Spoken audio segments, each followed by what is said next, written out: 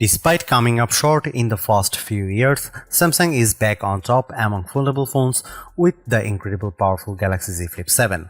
From a larger flex window display to the effectiveness of its multi-modal AI with Gemini Live and the power of a computer in your pocket with Samsung DeX, the Galaxy Z Flip 7 is finally the flip phone I have been waiting for. Ever since the first Galaxy Z Flip launched, I have always wanted to use Samsung's flip phones as my daily driver. Unfortunately, none of those previous efforts managed to check off all the boxes in what I am looking for. Well, that's until now. Samsung gives the Galaxy Z Flip 7 much more attention than the last few models, and in doing so, it finally meets all of my criteria. As much as the Galaxy Z Fold 7 has its perks, like its 200 megapixel camera and insane thin design, I still think the Flip 7 has the better value and utility to make it the best affordable phone you can buy. There's a lot to unpack aside from the aesthetic changes, but I'll explore all the new additions and Galaxy AI features in my Galaxy Z Flip 7 review. After using the latest flip for a week, I am convinced it's what all other flip phones should strive to become. Given how last year's model received a $100 price increase, I am relieved that Samsung has kept the Galaxy Z Flip 7 at the same price of $1,099 US. This undercuts the more expensive Motorola Razr Ultra 2025 while delivering more utility. The starting price comes with 256GB of storage, while the 512GB model will set you back at $1,219 US with both versions of the Flip accompanied by 12GB of RAM. At the moment, you can choose from 4 colors: Blue Shadow, Jet Black, Coral Red and Mint. That's fewer colors than Samsung offered with the Z Flip 6, but I hope that changes over time. From a cursory look, it doesn't look like Samsung has done much to change the design of its flip phone with the Galaxy Z Flip 7. It still has flat edges that dig into my hand, and it's really tough to open one-handed, but that changes that are there are certainly welcome. For starters, the Galaxy Z Flip 7 is actually thinner than the previous model at 0.26 inches when opened, and while it's a smidge heavier at 6.63 ounces. That's a warranted given how the Galaxy Z Flip 7 has much larger main display now. Foldable phones have a reputation for being fragile, but not the Galaxy Z Flip 7. Just holding it in my hand, it feels incredibly solid and it manages to retain the same IP48 rating as before with its new armor frame aluminum design. Smudges don't appear as bad because the Flip almost has a matte-like finish, but it is not prone to the usual scratches.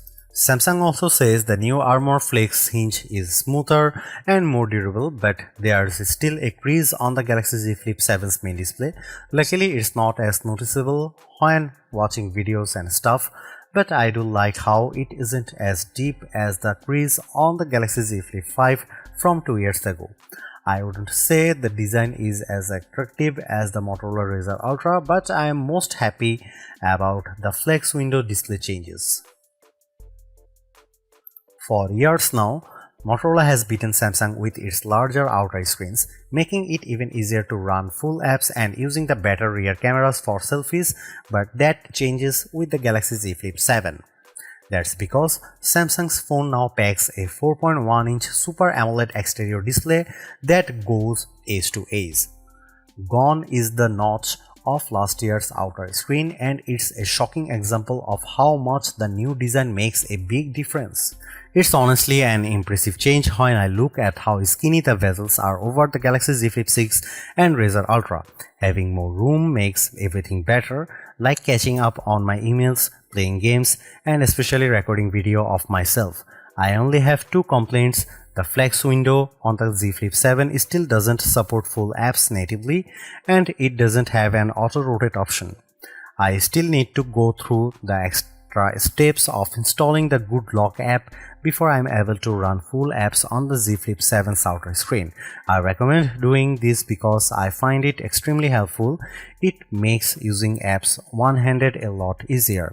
Even though The Galaxy Z Flip 7 Flex window doesn't auto-rotate. The Good Lock app offers options to shrink down apps so that they don't interfere with the cameras. Meanwhile, the inner display on the Galaxy Z Flip 7 grows to 6.9 inches up from the 6.7-inch size of the Z Flip 6. The size increase is a welcome addition that makes running two apps simultaneously a slightly better experience. Just as before, this dynamic AMOLED 2X display is sharp looking, produces rich color, and maintains clarity at wide viewing angles. In our display benchmarking test, the Galaxy Z Flip 7 reaches a peak brightness of 1989 nits, that's up from 1942 nits recorded by the Z Flip 6. Yes, it's brighter on paper, but I hardly notice the difference watching videos on YouTube on bright sunny days. For a foldable phone, it's an impressive score given how few phones ever get close to topping 2000 nits.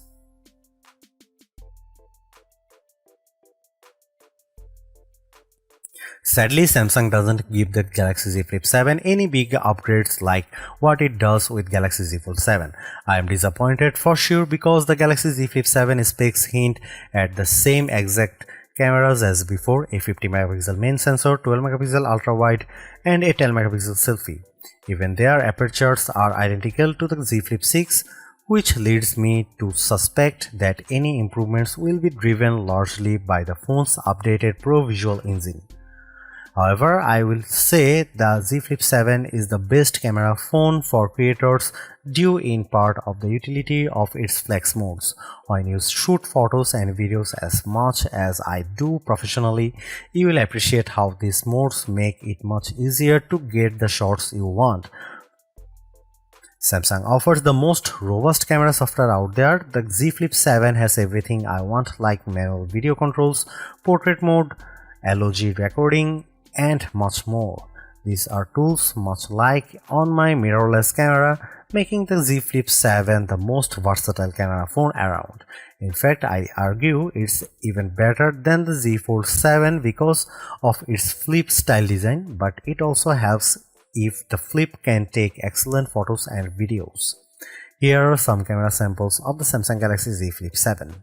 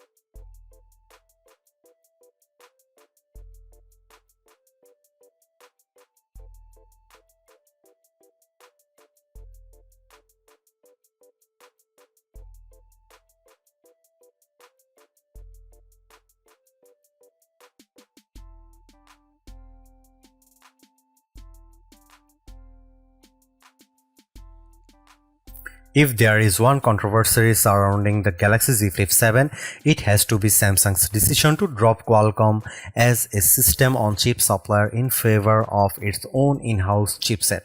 The Galaxy Z Flip 7 is powered by a deca-core Exynos 2500 chipset, which is manufactured using a 3nm process. I did had reservations about the Exynos 2500 affecting the Galaxy Z Flip 7's performance, but using the Galaxy Z Flip 7 daily during my testing has elevated them. Although the performance benchmark scores don't beat phones running the Snapdragon 8 Elite, they are not too far off. Take its single and multi-core Geekbench 6 scores at 2286 and 8079 respectively. For the Galaxy Z Flip 7, they aren't too far behind the Razr Ultra 2025. At the very least, the Z Flip 7 manages to beat out the Samsung Galaxy Z Flip 6. When it comes to graphics processing performance, there is not as much of a boost when I look at the 114.64 FPS average posted by Galaxy Z Flip 7 for 3D Mark's Wildlife Original Unlimited test. Don't get me wrong, that's still pretty smooth, but it's nowhere close to the 145 frame rate per second that the Razr Ultra achieves. I am not one to lean on synthetic scores because I value a phone's GPU performance based on my actual experience. After putting in some playing time with Age of Origins and Diablo Immortal on the Galaxy Z Flip 7, I barely notice any major differences compared to gameplay on the Razr Ultra. Spells that I cast in Diablo Immortal don't drop the frame rate of the game, while larger battle sequences in Age of Origins don't shatter either.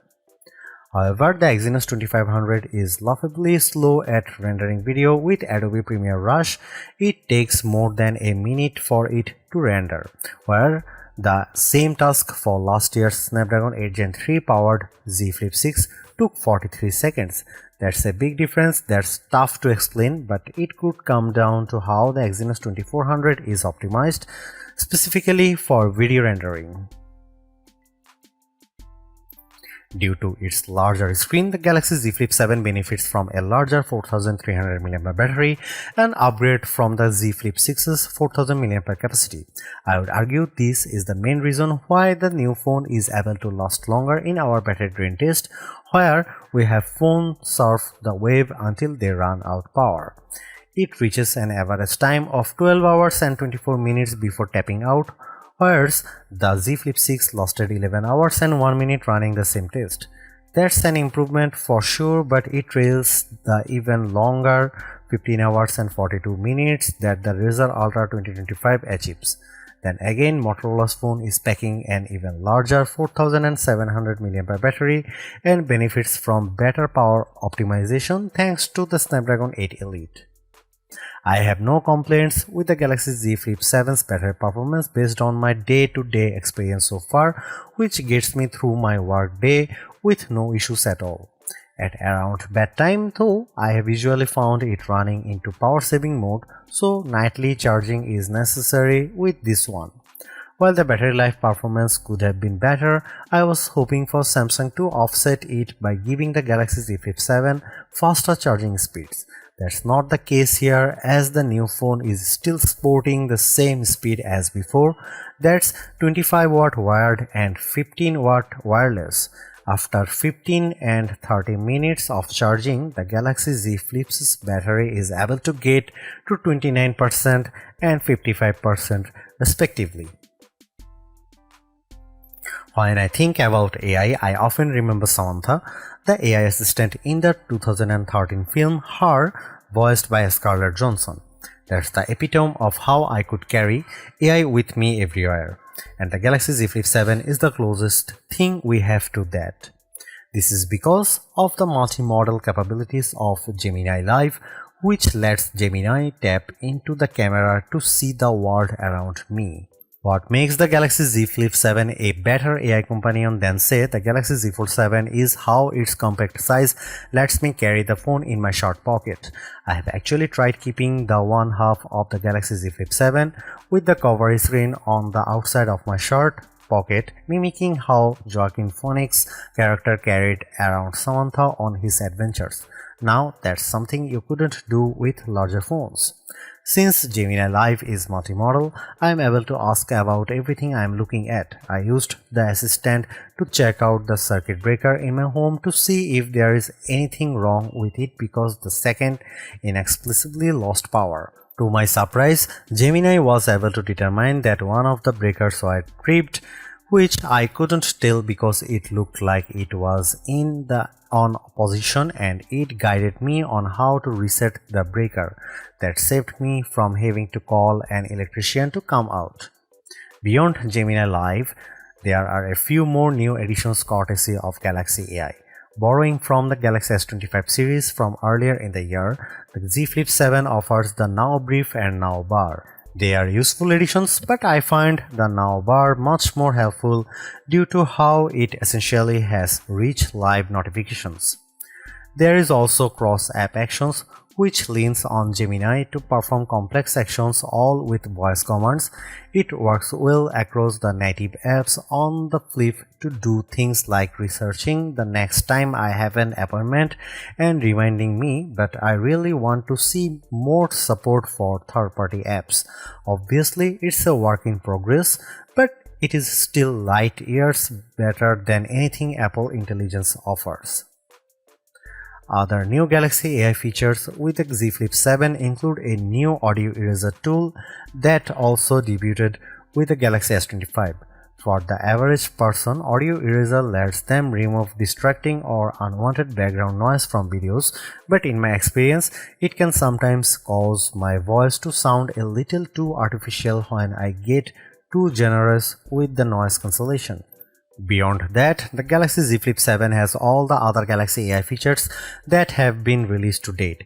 They include photo editing stuff like generative edit and sketch to image, along with productivity-centric ones such as writing assist, call assist, note assist, and more. Even though there is not as many new Galaxy AI tools introduced here, the latest Flip still has one of the richest packages around. Usually, it's Google's Pixel phones that are the first to debut the latest version of Android, but this time it's Samsung with its One UI 8 software running on top of Android 16. Most of the changes come in the way of the new AI features I have already mentioned, like the Now bar and multimodal Gemini Live. Anyone familiar with the One UI 7 won't notice a whole lot of visual changes to the interface, including advanced features like the AI Select tool that can quickly be accessed through the Edge panel, just like the S25 series. The Z Flip 7 is a multitasking powerhouse with split screen mode that runs two apps on top of each other, while a third one can be overlaid using a pop-up view. But the biggest addition to the software is the introduction of Samsung DeX, a feature I have been begging for. I never understood why DeX support was omitted from Samsung's Flip phones, but it's yet another reason why I believed the Galaxy Z Flip 7 makes a strong case in being a best phone contender. Samsung DeX gives me that desktop PC-like experience when I connect it to a monitor, which I find super helpful. Even though I have explained that Samsung doesn't make any changes to the experience here with the Z Flip 7, I am just stoked it's finally here. The Galaxy Z Flip 7 is the best foldable phone in my opinion. After using the Z Fold 6 for most of the last year, it's refreshing to switch it to a flip style phone. I'm especially glad it's much lighter, more compact device for me to carry around. Thanks to big upgrades like its larger flex window display, multimodal AI capabilities, and Samsung DeX, the Galaxy Z Flip 7 has all the ingredients in what I want in a phone, and it helps that it doesn't cost a fortune either. Over on the creative side of things, no other phone matches the utility of the Flip for what I want in a camera phone. Although the camera performance is barely improved from the Galaxy Z Flip 6, its rich camera app and handy flex window display make it more powerful to use. Motorola has dominated the flip phone scene for the last couple of years now, and while the Razr Ultra 2025 is a super upgrade, the Galaxy Z Flip 7 convinces me that Samsung is back on top. I would even recommend getting it over other $100 priced flagships like the Pixel 9 Pro or iPhone 16 Pro. Those phones in no way can match the utility of the Galaxy Z Flip 7.